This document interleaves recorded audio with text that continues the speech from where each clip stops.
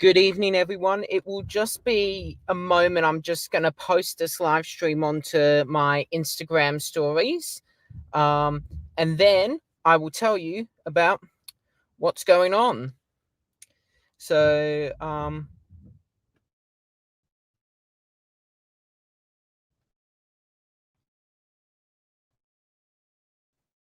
Instagram. So just be a moment. Just stand by for just a moment.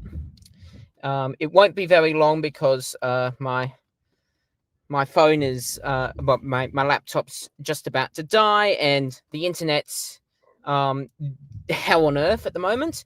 Welcome to Bradfield. This is life here. So welcome. It will just be a moment. So yes, sorry. Now I've just gotten everyone to leave. So hi there, good evening.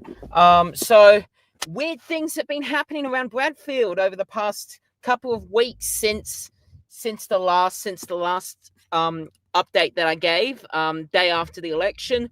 Weird things have been going on with the election.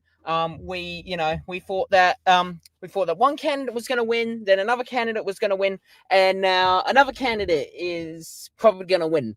So weird things have been happening. Let me tell you what's been going on. So we've had so it's been a crazy couple of it will just be, oh come on, why did this happen now? Okay, Kevin. So but I did allow it to screen record. Oh my god. Okay, Kevin. So it's doing weird things. So my apologies with that. So what's happened is that over the past couple of weeks, the vote has been going around everywhere. The initial on the day votes made it look like that Nicolette Buller, the independent candidate, was going to win. And then with postal votes and a few pre-poll votes, it was looking like Giselle Capterian was going to win the election. And then what's happened is, and with the absentee ballots, it wasn't going the way of Nicolette Buller, so it was looking like that the Liberal candidate, Giselle Capterian, was going to get in. But now things have changed. Some of the latest, like some of the final absentee ballots, declaration pre-poll ballots and stuff like that. So now it looks like that Nicolette Buller, the community independent candidate, sponsored by Voices of Bradfield, supported by Voices of Bradfield. It looks like that she, the final votes have been counted, and provisionally she's won the seat by 40 votes or so. But now what's going to happen is that because the margin's so small, they're now having to do the full, the full preference, count now. So like what you've learned in civics, knocking out the least favorite, the candidate with the least amount of votes. The second preferences go to then their second choice, third choice, etc., until there's two candidates left, which at that point it's guaranteed that one candidate of those two will achieve 50% of the vote. But if the vote is under 50%, sorry, if if the victory margin is under 100 votes, there's then a recount that's mandatory by the AEC to do. That then takes about 2 to 3 weeks, which, when you're counting 120,000 ballots, it's guaranteed that, there will be some changes, with the results, with that. So, but then the losing candidate can go to the Court of Disputed Returns, go there and say, go over there and say, hey, we don't think it was fair. We want to, the election wasn't fair. So, the Court of Disputed Returns says yes to that. Then you got a by-election, and you have that whole, 6-week campaign that you got to do. And then you got to do all the first preference votes, and then do all the preference voting after that. And then you find out who's going to get in. So it can take that long. But, but at the moment it is looking like that, it's very tight, 40 vote difference. Anything can change with the preferences, like, those 40 people, you may, preference other parties beforehand, before getting into here, that things change. It can change on a dime. So that's why, Bradfield's one of the last seats, that will be declared, tonight. Sorry, not tonight. I'm used to saying that. That will be declared over the next couple of weeks. So, it could take up from a week, probably more like 2 to 3 weeks. Could take up to 2-3 months. And during this time, because Paul Fletcher retired as our local member of parliament, he retired at the beginning of this year. The moment that the Governor General prorogued Parliament, that was the moment that that was the moment that he lost his job. He lost his job. He's done. He's no longer a member of Parliament. Can't even access the office. None of that. You're done. There's no more. Your job is done. And, the office is vacant. So if you call their office now, you'll get, you won't say, you won't hear, Paul Fletcher's office or Giselle Capterian's office or Nicolette Buller's office. you'll get the electorate office of Bradfield, instead, because we don't have a member of parliament. So the staffers are basically doing everything at the moment, except they can't vote, they can't debate, they can't do any of that. So we don't have a member of parliament at the moment, and until find out who gets in, probably in a couple of weeks' time.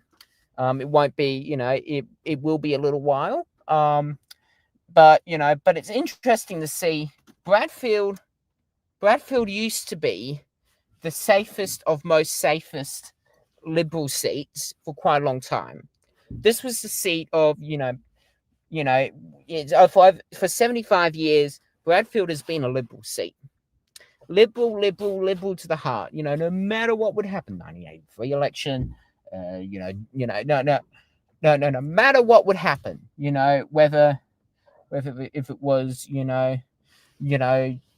John Gorton, whether it was, Andrew Peacock, Malcolm Fraser, John Howard, Andrew Peacock, John Hewson, or, birthday cakes and all of that, that wouldn't stop the Liberal Party from winning here in Bradfield. They were guaranteed to win throughout the entire time through Billy Hughes, Howie Turner, I think it was, David Connolly, who were, Billy Hughes was, Prime Minister for quite a long time, and made a short about him.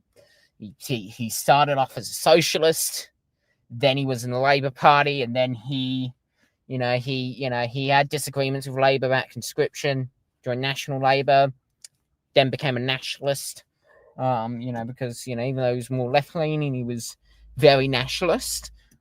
So, very much, nation, not that much globalism. Then he created the Australia Party, which they were, but, and then United Australia Party, not, Australia ain't going to cop it, United Australia Party, Danny Clive and all that. I've just said that will be in a bloopers clip somewhere. Daddy Clive. Anyways, so, there, not them, but he led that party, lost, whole place turned into flames. So Robert Menzies came by, saved everything, created the modern Liberal Party as we know and love today. And Billy Hughes was then a member of parliament until he died in 1952. He was a member of parliament for over 50 years. Then there was Howie Turner that came in, and there was, I think, another guy after that. And then David Connolly, who was like a minister and a few small things every now and then. And then 1996, lost the pre-selection to Dr. Brendan Nelson. He eventually became leader of the opposition between 2000, after John Howard lost his seat in 2007. And then, and then 2008, Malcolm Turnbull existed. And then 2009 by-election, Paul Fletcher came in. Everything was looking merry and happily, but, a lot of, there was, around here, there's, around here, a lot of people support sort of, because the Liberal Party was set up as basically two, was a merger of two different political factions. That being being liberalism and conservatism, sort of together with that. The Liberal Party for quite a long time was that, economically, towards the right, more, in favor of more like capitalism and free market economy and stuff like that. Social policies, they'd be a little bit more liberal, and stuff like that, compared to other, centre-right parties across the world.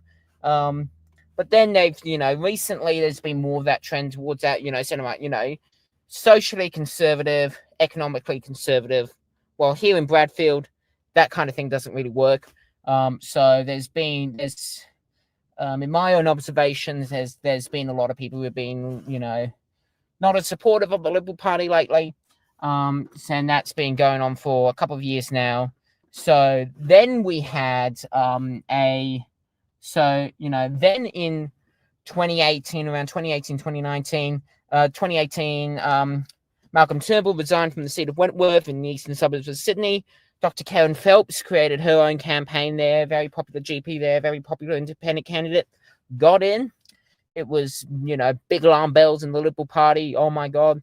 And 2019, Dave Sharma got that seat, but that community independent movement came in Warringah. There was a lot of contempt by that time, Tony Abbott, but, mainly because, not supporting climate, not supporting action on climate change and other stuff like that. So there was the whole Vote Tony Out campaign, if you remember that. He lost his seat. Zali Steggall got in. And then from that, more community independents came in. Dave Sharma won Wentworth in 2019 for the Liberal Party, but then lost it in 2022 to Lake Spender. And then McKellar went independent.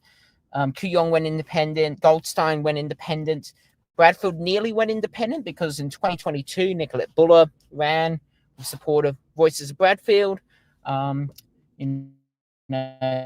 She didn't win, but she made the seat larger in 2025. With that, around the same time, Paul Fletcher resigned. Giselle there was a pre-selection contest. Giselle Capturian, Warren Mundine, and Andy Yin. Giselle Capturian won, because the Liberal Party thought that should be the best candidate for them. Warren Mundine had a bit of a fit about that. Andy Yin decided to become an independent candidate, ran on his own campaign, decided to support, if he wasn't going to win, he was going to support Nicolette Buller. And then there was also, but yeah, so, it turned into a very close, very tight fight, lots of scandals, both sides, lots of pretty dirty campaign tactics and stuff like that, and lots, so much campaigning around here. It's been insane. And, and you can see quite clearly here that every vote counts. Every vote counts in an election like this, because now, with the results, after all that, years and years of history, we've gotten to this point here where, we're now, an independent candidate's going to take away the safest, most safe Liberal seats, and by 40 votes. So it is it makes it very clear that every single vote counts. Every single vote counts in an election like this, and you can see how important it is. So it's been a crazy couple of weeks. Congratulations to whoever gets in, whether that be Nicolette Buller, Giselle Capturian, at least one of them, probably both of them will be watching this eventually. And well done to all the other candidates, that have run. Louise McCallum running for the Labour Party, Harjit Singh, Greens, Andy Yin, Independent. There was also a few last minute Libertarian, One Nation, and Trump Patriots people that came in. The Trump Patriots and One Nation people were from outside of the electorate, caused a bit of controversy. But yeah, so it's been pretty crazy. We still don't know who's going to get in yet. So we're MP-less here at the moment. If any politician really wants to adopt us in the meantime, adopt us here in Bradfield. We'll foster, be a foster carer for a little while for the people of Bradfield. Please do. We do need that at the moment. But then after all this, we'll be back to business. Whoever gets in. But Bradfield will be different from now on because of the huge, because of this, huge swing towards the, community independent movement, and also, and it'll be interesting to see if the Liberal Party continues on their, on the track that they were doing with Peter Dutton, or they're gonna, continue, go back to sort of the more moderate, Menzies, so Robert Menzies way of, of doing things, and see what the outcome of that is. Now, I did try to charge up my laptop, but it hasn't worked. my laptop's currently at about 5%, and I can't drive anywhere to charge up my phone while the laptop is on, because otherwise I get fined. I lose my license, and I won't be able to drive this anymore. So I've done this all very last minute. Just we just we just don't, I can't risk that. So I will answer just a couple of questions that have popped up over time. There was a Bradfield. So just to clarify here, the electorate names and actual place names are very weird, very different. Often they're named after people who are deceased. So, guess where Menzies is? It's in eastern Melbourne. It's named after Sir Robert Menzies. Where is, like Bradfield. Bradfield is not in the city of Bradfield, the new city of Bradfield out in Western Sydney. It's up here on the North Shore, because this is where Dr. John Job Crew Bradfield grew up here and lived most of his life here in the North Shore of Sydney. He died in Gordon. His grave is actually up in Gordon. If you really want to, want to mourn him, find out more information about the guy, that's that's him. So Bradfield, the city, and Bradfield, the electorate, are different. Also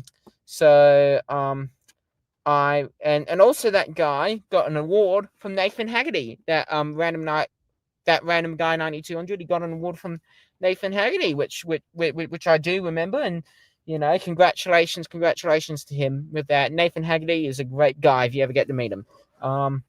So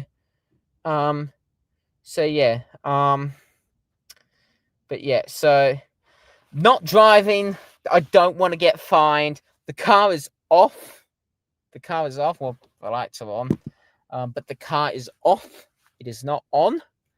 No driving live streams. I prefer to keep my license. To be able to go to places that are not accessible by public transport, to show you all different places, like the junkyard. If you saw on Instagram, I went to the junkyard. You can find out like the old Wonderland sign and a few old railway memorabilia stuff, and theme park memorabilia, and Sydney, general Sydney memorabilia there. That wouldn't have been possible by public transport. Western Sydney Airport, going there, quite tricky. Warragamba Dam, national parks, and a few other places. So yeah, so I prefer not to lose my license. So what happened to that really mean Sydney Trains guard? Which one? There's a lot of great Sydney Trains guards, and there's also Sydney Trains guards. So yeah, so there's a few. And congratulations to Ghostline Express, who's gotten over the 1,000 subscriber mark. I don't know this A person who I would really love to talk about what happened to. Oh, yeah, I think would that be a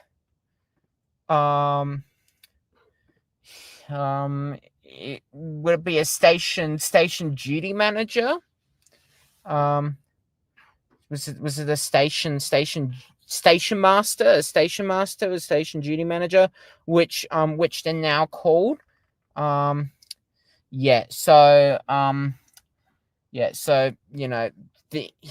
He still works there, but that in particular incident was dealt with by the customer area manager, so he's no longer an issue. But he still works at that station every now and then, but he's but the conduct of that person was dealt with by by the customer area manager. But by the way, just to some context and like, the Sydney Trains hierarchy, with that. So you have your station staff, so in the grey and orange shirts, they're the customer service attendants. They're your station staff. They do everything. They do everything out in the front lines. Then you have your station duty managers, who oversee major stations with more than one CSA, and they oversee, maybe some smaller stations nearby, depending on the situation. So they sort of manage the day-to-day operations of of a major station. Like, say for an example, like Hornsby, there's two managers there. They help to manage day-to-day operations of the staff. Where do the staff go, what do they do, and all that. And they manage stuff like lost property and stuff like that, major stuff as well. And then there was also and then after that you have your customer area managers. You don't see them. They work more sort of behind the scenes. They're basically the boss of the station staff for a particular area. They decide on shifts and stuff like that. They any complaints that you get with transport for New South Wales about a particular station in a specific area, they get that, and they sort it out, and all that. The customer area manager is the manager, of a particular area. For an example, there's one area that goes from Barawa down to Roseville, and then there's another, and then in larger stations like Central has one just for itself, Town Hall has just one for itself, Wynyard has one cam for itself. So that's how that works. With and there's like a director of like customer experience, something like that. And they have like Pacific regions. Like there's one person that does the Sydney North region, so that's basically North Bradfield, Milsons Point, up north of the entire everything north of that. That's handled by one person, and then there's a few other people, and then there's one person above him, and there's one person above that. Then you have the director, of customer experience, like up at the very top, that manages all, pretty much everything. And then and sits on the board and all that. As one of the main chief officers, sits on the board, and then you get Matthew Longland after that, the CEO. I'm up here high, so that that's him. So that's sort of the hierarchy. That's the hierarchy system. So I have kind of distracted myself from that. I don't believe that there's any other questions except from people saying hi and and thanks for a good live stream. So just as a quick rundown, before my laptop, which has 4% on there and the battery is not charging, which I think is a tad bit of a concern at the moment. Bradfield, which you may have heard in the news lately, it's my local electorate. It's been very weird. It used to be the safest of most safe Liberal seats, and things have been changing. It's been quite weird here going. It's been very weird here going from the safest of most safe Liberal seats. The Liberal candidate is always going to win no matter what. They're staying in. To now being the most marginal seat in the country. We still don't know if they've gotten in or not. And they occasionally pop up like ABC News talking about, Nicolette Buller's going to win. Oh no, Giselle Capiturian's going to win. Nicolette Buller's going to nobody truly knows if they're, nobody. Come on, you get the camera working. There we go. So nobody truly knows who the next member is going to be. there's this whole, now that all the votes have been counted, Nicolette Buller's ahead with, by 40 votes, two candidate preferred, but we still don't know, because now they're going to have to do a recount. They're going to have to properly do all the preferences, and if because the margin's going to be under 100 votes no matter what now, and so and and then one of the losing candidates can, if can go to the court of disputed returns, go, no, the margin's too close, and something's gone wrong, we need to hold a by-election. Then in theory they can do a by-election. This has happened before in the seat of Lindsay, which is out in Penrith, actually much more closer to the city of Bradfield than the electorate of Bradfield itself. It's this they did that over in Lindsay. Hello, transport everything. I met you yesterday. It's been great meeting you. You've been great. So then now so if the court of disputed returns decides, we need, you probably should do a by-election, then it's another 6 weeks of campaigning, another round of voting and recounts and all that. So it could take from between 2-3 weeks to up to probably like 3-4 months, 2-3 months or so. And yeah, so it's so you have that, and it's chaos if so it's pretty chaotic. It is pretty chaotic at the moment. So and because incumbent MP is not former MP is not recontesting. The moment the election was declared, the seat was declared vacant, so we haven't had a member of parliament since then. So we're sort of now in a situation where we go, what in the world are we going to do? So we just got to wait around and see what happens. It could take a couple of weeks, but no matter what happens at the end of the day, well done to well done, and to all the candidates. We've had some really good candidates. The 5 main candidates that we've had in Bradfield, that being Giselle Capturian, Liberal candidate; Nicolette Buller, the Independent candidate; Louise McCallum, the Labor candidate; Harjit Singh, the Greens candidate; Andy Yin, the Independent candidate. And then there's also been like 3. There was a Trump Patriots candidate, a One Nation candidate, and a Libertarian candidate as well. The One Nation and the Trump Patriots candidate were both from outside of the electorate. Caused some issues. Would have caused difficulties with them being elected anyways. But last time in 2022, the One Nation candidate was from Queensland. Isn't even from the state, let alone the electorate. So congratulations to all the candidates that participated, contested the election. It was it's been a very interesting campaign, and we'll see how things go, and we'll see how things go, and we'll see how things go, and